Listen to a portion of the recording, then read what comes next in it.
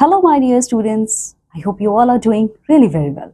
Myself, Shama Parveen, and I am your EVS teacher. So, today onwards, you all are going to see your chapter number 1 of EVS book 5.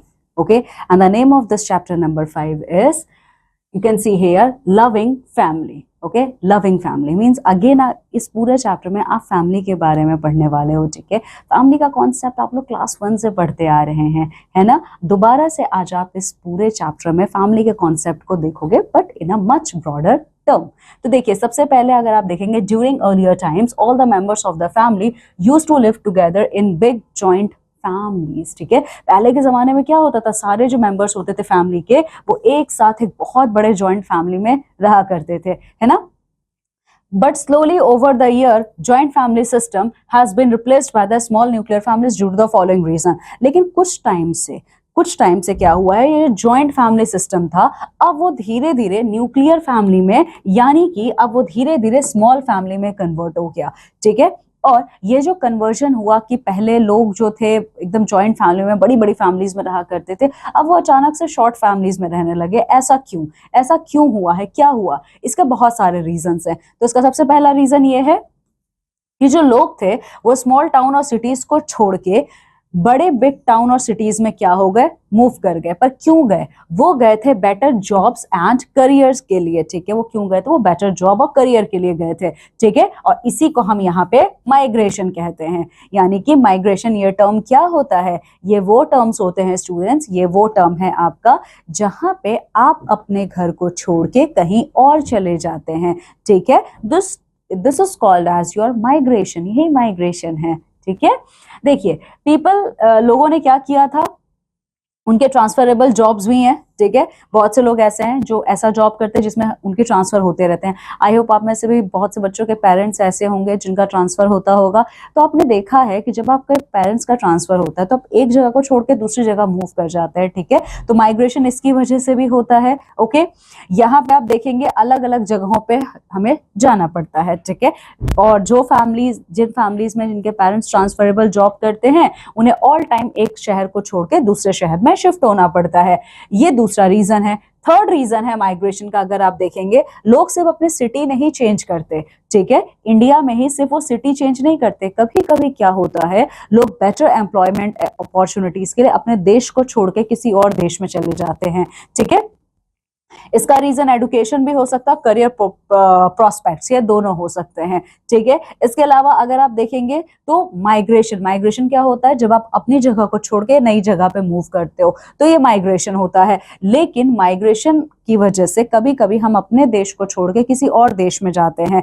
तो वहां पे आप देखेंगे, जब आप अपनी कंट्री को छोड़ के किसी और कंट्री में जाते हो तो ये इमिग्रेशन कहलाता है. क्या कहलाता है? इमिग्रेशन. ठीक है, या कहलाएगा ई माइग्रेशन आपका. ठीक है, और ऐसे लोगों को ई माइग्रेंट्स कहा जाता है. क्या कहा जाता है? ई माइग्रेंट्स कहा जाता है. ठीक है, कभी कभी, अब अगला रीजन क्या है माइग्रेशन का, कभी कभी इंफ्रास्ट्रक्चर और डेवलपमेंट फोर्सेस होते हैं जो लोगों को क्या करता है, या एक जगह से दूसरे जगह शिफ्ट होने के लिए कंपेल कर देता है. जैसे कि अगर कहीं पे डैम, ब्रिजेस या फ्लाईओवर्स का कंस्ट्रक्शन हो रहा है, ठीक है, तो लोगों को अपनी जगह को छोड़ के एक नई जगह पे सेटल होना पड़ता है.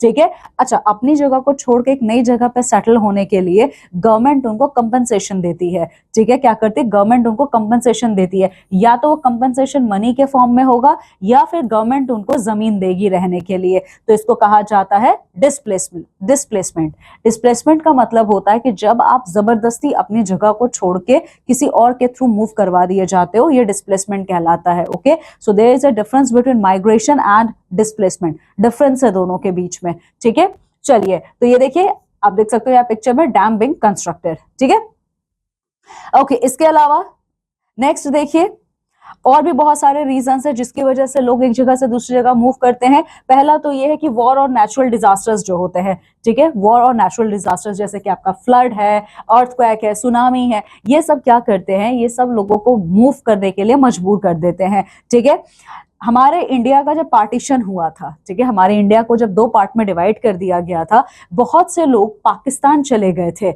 ओके, और बहुत से लोग पाकिस्तान चले गए थे और बहुत से लोग पाकिस्तान से इंडिया में आए थे माइग्रेट होके और इंडिया में ही सेटल डाउन हो गए, ठीक है। तो गवर्नमेंट ने बहुत तरीके से इन लोगों की हेल्प की थी, but still they had to face a lot of a struggle for setting up their life once again after the partition, ठीक है।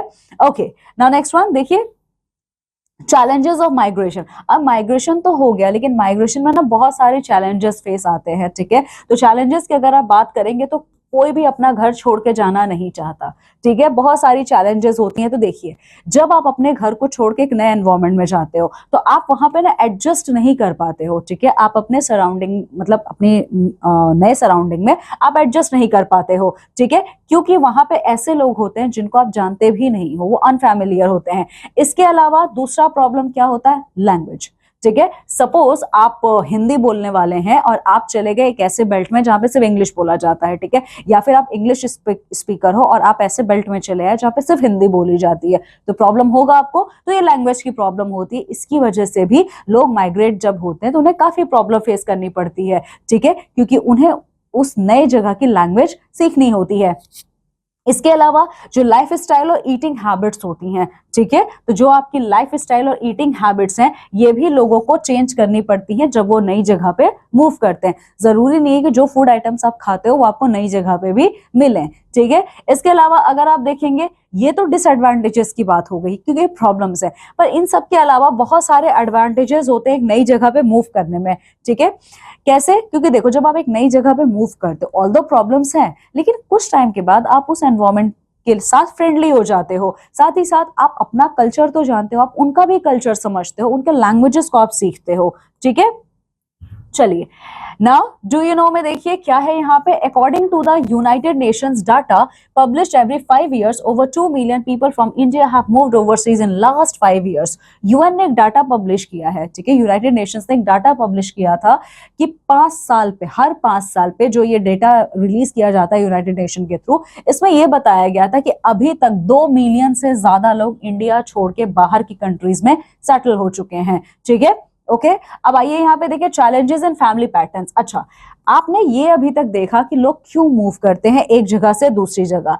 अब आप यहाँ पे ये देखोगे कि इस मूवमेंट की वजह से, इस माइग्रेशन की वजह से फैमिली पैटर्न में बहुत ज्यादा प्रॉब्लम्स आती हैं। तो कैसे प्रॉब्लम्स आती हैं, तो देखिए, पहले के लोग जॉइंट फैमिलीज में रहा करते थे, ठीक है, और उस टाइम बहुत कम न्यूक्लियर फैमिली हुआ करती थी। अगर 10 आपकी जॉइंट फैमिली है तो एक आपको उसमें से न्यूक्लियर फैमिली मिलेगी, ठीक है। लेकिन अब इन सारे रीजंस की वजह से फैमिली के जो मेंबर्स हैं वो दूसरे दूसरे शहरों में और यहाँ तक कि दूसरे दूसरे कंट्रीज में चले गए।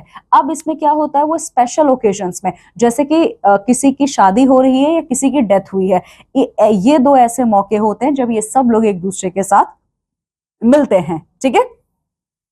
तो फैमिली वैल्यूज की अगर हम बात करें यहाँ पे, तो क्या है फैमिली वैल्यूज, तो देखिए, फैमिली वैल्यूज हमारे लिए हमारा पहला स्कूल हमारी फैमिली होती है ना। हमारे लिए हमारा पहला स्कूल हमारी फैमिली होती है, जो हमें शेयरिंग, केयरिंग और लव का कॉन्सेप्ट हमें सिखाती है, ठीक है। सारे फैमिली मेंबर्स क्या करते हैं, हमें कुछ ना कुछ चीजें सिखाते हैं। हमारे लाइफ में सबका बहुत जरूरी रोल होता है, ठीक है।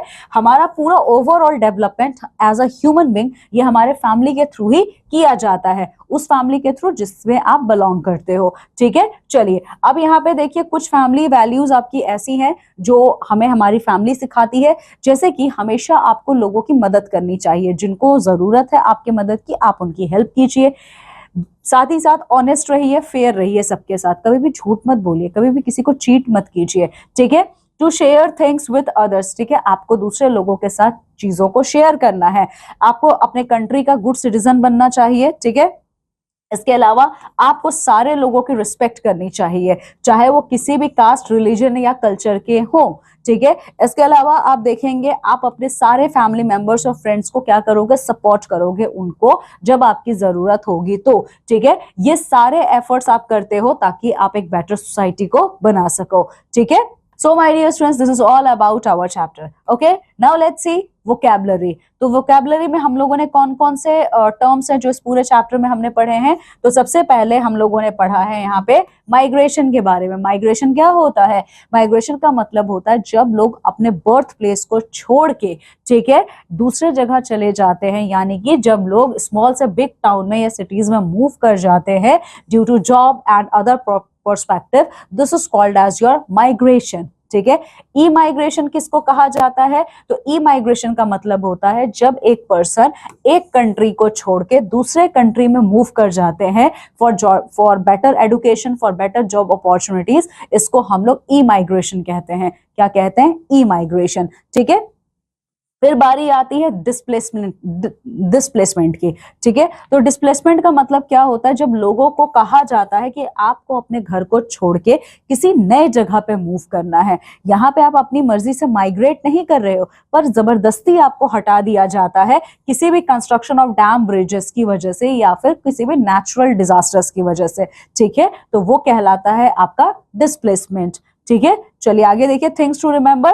Now let's see the summary of the chapter. तो क्या क्या चीजें पढ़ी हैं इस चैप्टर में? तो देखिए, ट्रांसफरेबल जॉब्स, ओके, माइग्रेशन, ई माइग्रेशन और डिस्प्लेसमेंट, ये सारे वो रीजन होते हैं कि लोगों ने क्या किया है, जॉइंट फैमिली के कॉन्सेप्ट को छोड़कर न्यूक्लियर फैमिली को अडॉप्ट कर लिया है। ठीक है, फिर आप देखेंगे जब भी कोई एक नई जगह पे मूव करता है तो उन लोगों को काफी सारे चैलेंजेस फेस करने पड़ते हैं।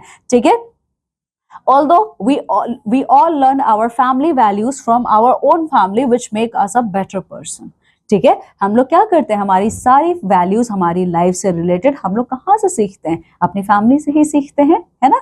ओके, चलिए। So my dear students, this is all about our chapter. In this chapter we have seen the concept of why nuclear family is increasing day by day. Okay, how joint families are break down, what are the reason behind our migration, etc. Okay, so my dear students, what you have to do, you have to read this chapter very well, and you have to complete all the exercises. Okay, now we all are going to meet in our next class of your EVS with your new chapter. Till then, take very good care of yourself. Bye.